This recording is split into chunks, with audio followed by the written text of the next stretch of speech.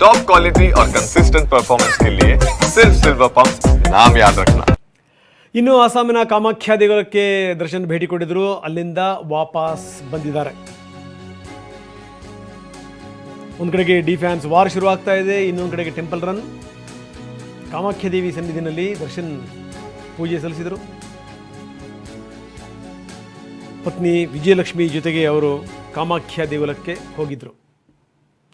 ಅದರ ವಿಜುವಲ್ಸನ್ನು ಕೂಡ ಅವರು ಬಿಟ್ಟಿದ್ದಾರೆ, ನಾವು ನೋಡ್ತಾ ಇದ್ದೀವಿ.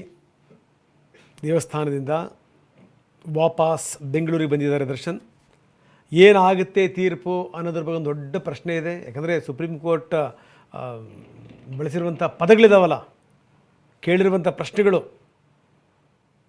ಅದು ತೊಡ್ಕೊಂಡಿರುವಂಥ ಅಸಮಾಧಾನ ಇದೆಯಲ್ಲ, ಅದು ಏನು ಬೇಕಾದರೂ ಆಗಬಹುದು ಕೇಸು ಅನ್ನುವಷ್ಟರ ಮಟ್ಟಕ್ಕೆ ತಂದಿಟ್ಟಿದೆ. ಅದ್ರ ಜೊತೆಗೆ ಇಲ್ಲಿ ಅಭಿಮಾನಿಗಳು ಪೋಸ್ಟ್ ಹಾಕೋದ್ರಂತೆ, ಅಶ್ಲೀಲ ಪೋಸ್ಟು, ಇದಕ್ಕೆ ಸಂಬಂಧಪಟ್ಟಂಗೆ ಕೇಸ್ಗಳು.